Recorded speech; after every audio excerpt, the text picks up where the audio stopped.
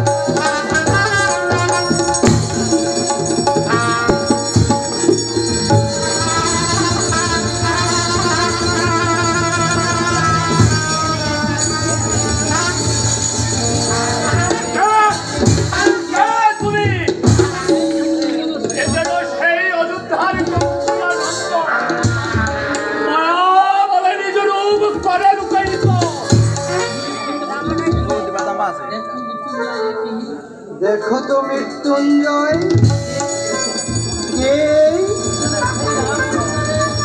যেন সেই রাম অবতারের বীর ভক্ত। এতদিন এই বীর কোথায় ছিল? রামচন্দ্রকে হারা হয়ে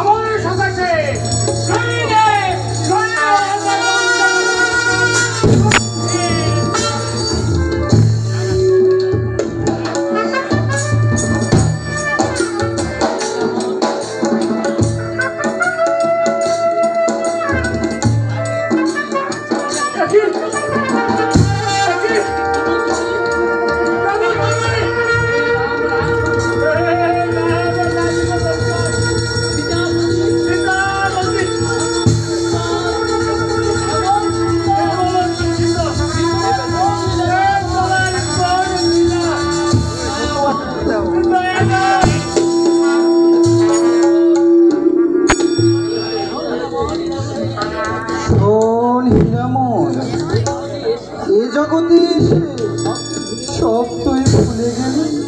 পূর্ব স্মৃতি তোর মনে কি পড়ে না তোর সপ্তম অবতারের কথা? রামচন্দ্র ভ্রাতা ভার্য সুখী কেঁদে কেঁদে ভাসালো ধরণী। তার নয়ন জল মুছবার জন্য সমুদ্র বন্ধন, লঙ্কা দগ্ধ, গন্ধ মাদন আনায়ন, রাবণ বংশ ধ্বংস। এসব কি তোর মনে পড়ে না? তবে আরো শোন তোর নিজ পরিচয়।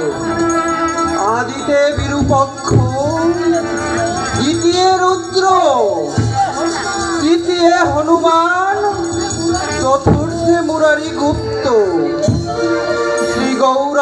শোনে, পঞ্চমে তুলসী দাস, ষষ্ঠতে আসিলি তুই বালা বংশে হীরামন রূপে।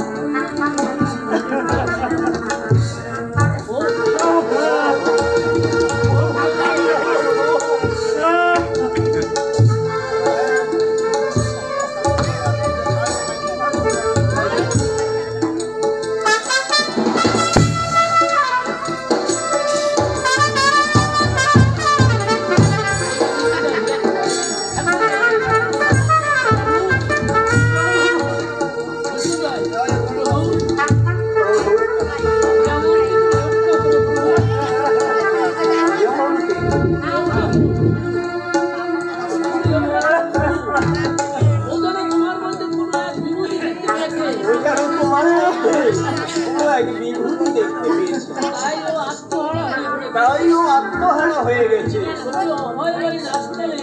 তুমি ওকে অভয় বাণী দাস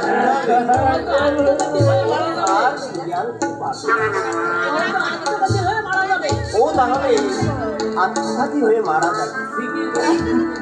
ঠিকই বলেছ,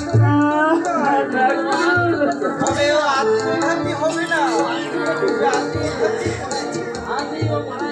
আজিও মারা গিয়ে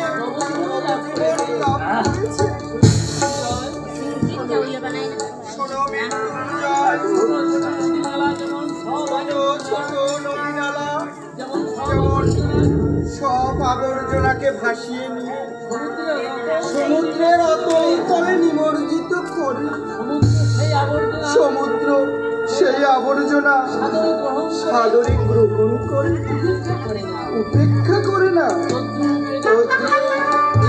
এ জগতে কত প্রকার দুরাচার আছে, তারা যদি একবার সমুদ্র রূপে সাধু রূপে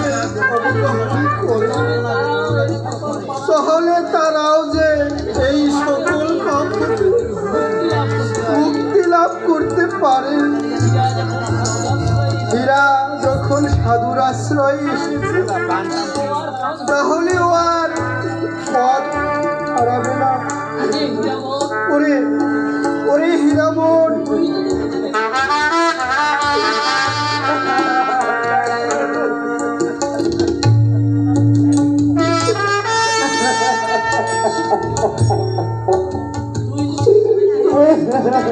দেখে থাকিস বাপ,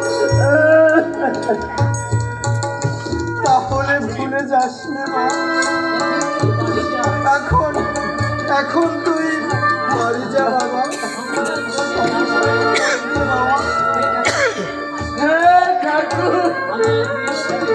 আমি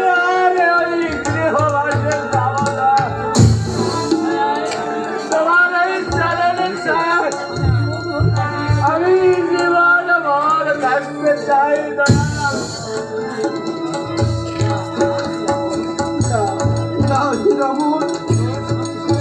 তোর যে সংসারে এখনো অনেক কাজ বাকি, মনে নেই তুই যে বিবাহ করেছিস?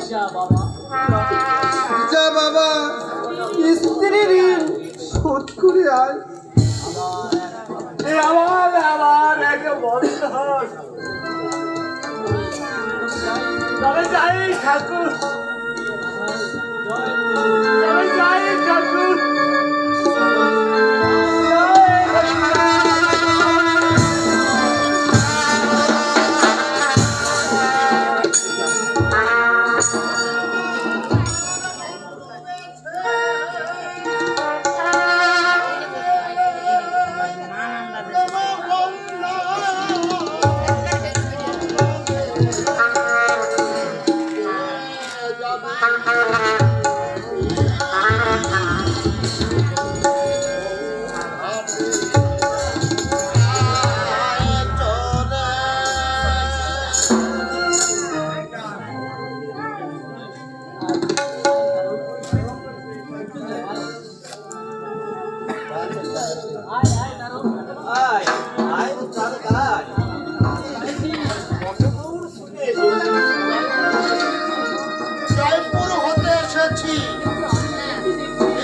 আমি